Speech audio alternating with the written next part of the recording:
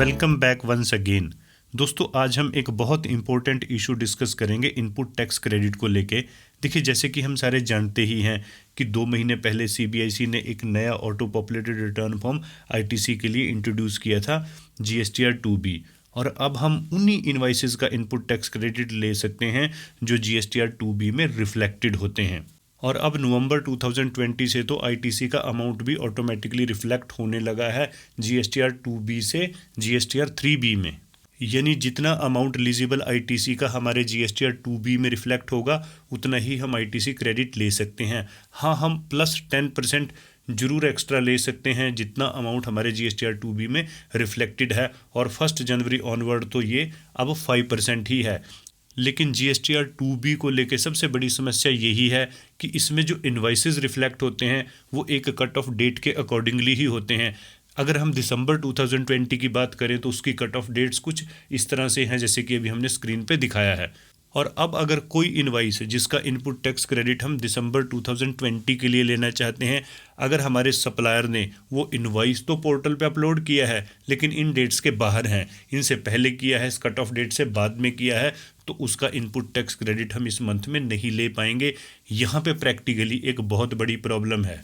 वैसे तो GSTR 2B का इम्प्लीमेंटेशन नवंबर मंथ से हो चुका है, लेकिन इसका सबसे बड़ा इफेक्ट हमें दिसंबर के जो रिटर्न हम जनवरी में फाइल करेंगे उसमें देखने को मिलेगा।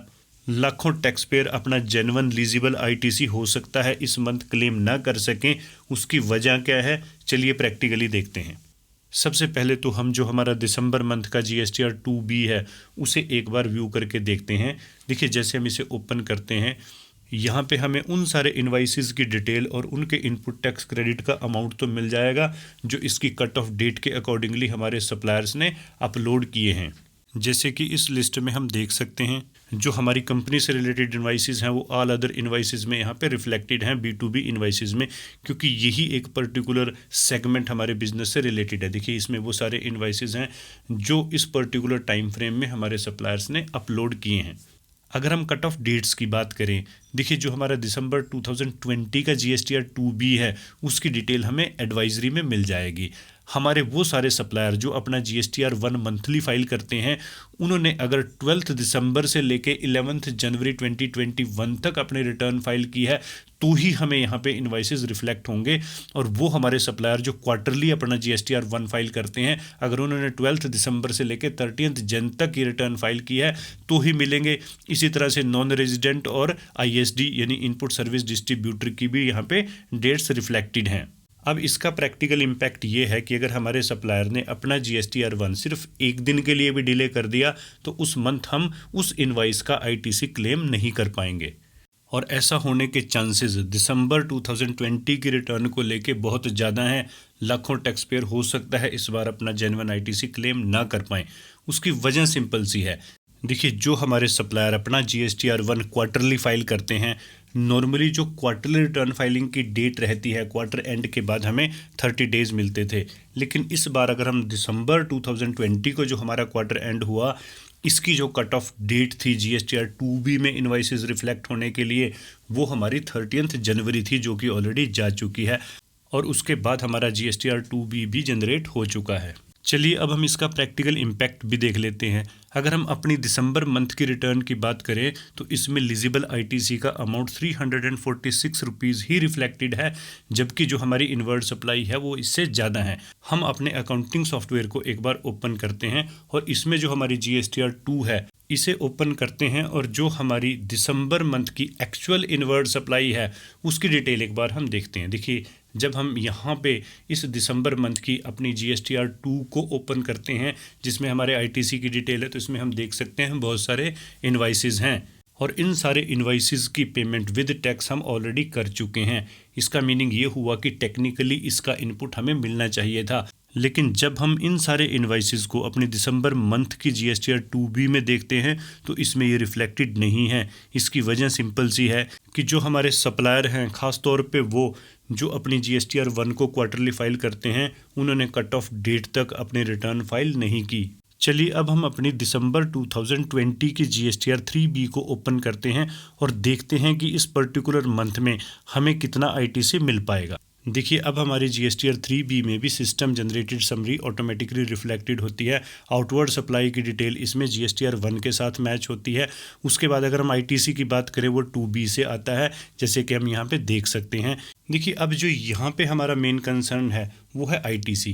इस टेबल को हम यानी टेबल नंबर 4 को जब ओपन करते हैं तो इसमें हम देख सकते हैं जो हमारा ऑल अदर ITC है उसमें IGST का अमाउंट 346 रुपीज़ कैप्चर हुआ है, लेकिन इसके अलावा चाहे वो सेंट्रल टैक्स हो या स्टेट टैक्स उसमें कोई भी अमाउंट कैप्चर नहीं हुआ, क्योंकि GSTR 2B में ऐसा कोई भी अमाउंट रिफ्लेक्टेड नहीं था। और अब मैं अगर सेंट्रल टैक्स या फिर स्टेट टैक्स का कोई भी अमाउंट यहाँ पे मैनुअल एंटर करूँगा तो वो इसे एक्सेप्ट नहीं करेगा, क्योंकि इस मंथ के CGST और UTGST के IGST का अमाउंट नील था।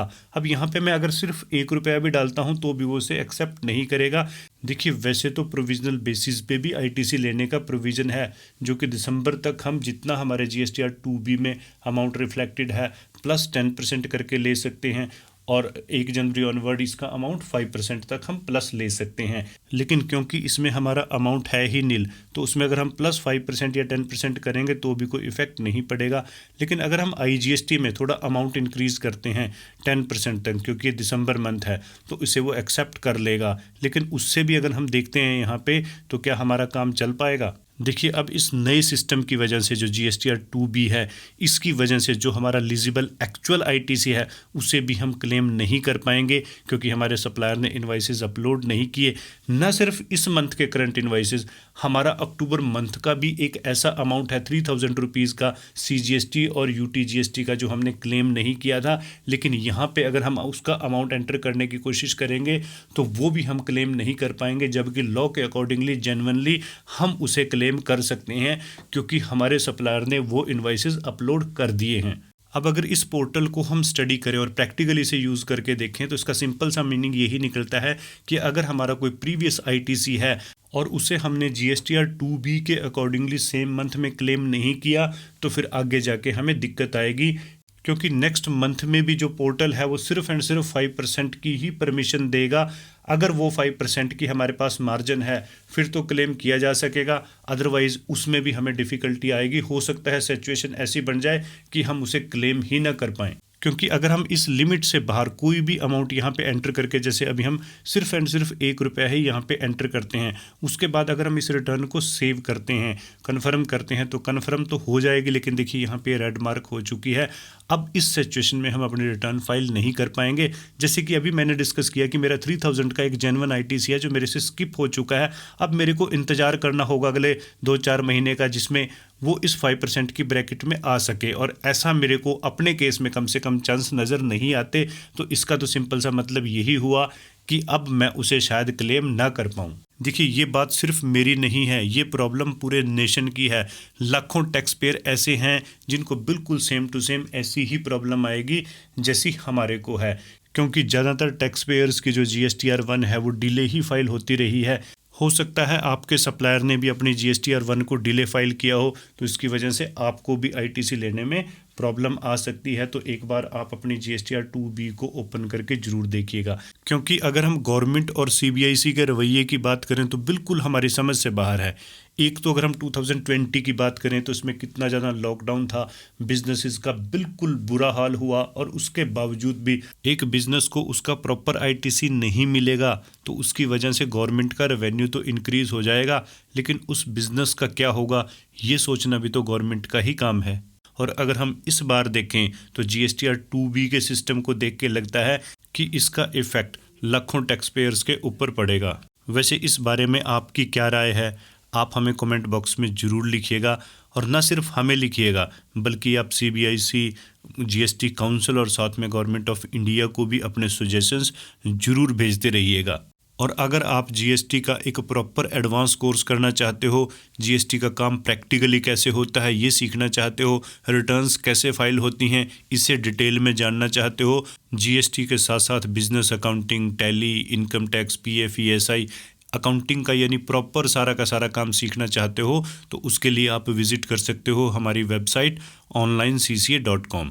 और इसके साथ साथ गूगल प्ले स्टोर से आप हमारी ऐप को भी डाउनलोड कर सकते हो। आपको जस्ट गूगल प्ले स्टोर पे सिटी कॉमर्स एकेडमी सर्च करना है, वहाँ आपको ये ऐप मिल जाएगी। इसे आप डाउनलोड कर सकते हो। यहाँ पे बहुत सारी क्लासेस, आपको स्टडी मटेरियल, प्रैक्टिस मटेरियल और बहुत कुछ मिलेगा। साथ में लाइव क्लासेस भी यहाँ पे हमारी चलेंगी। इस ऐप का लिंक आपको हमारे डिस्क्रिप्शन बॉक्स में भी मिल जाएगा। और अगर अभी तक आपने हमारे चैनल को सब्सक्राइब नहीं किया है तो आप इसे सब्सक्राइब कर सकते हो फर्दर नोटिफिकेशन के लिए। इस सेशन में इतना ही। Thank you very much.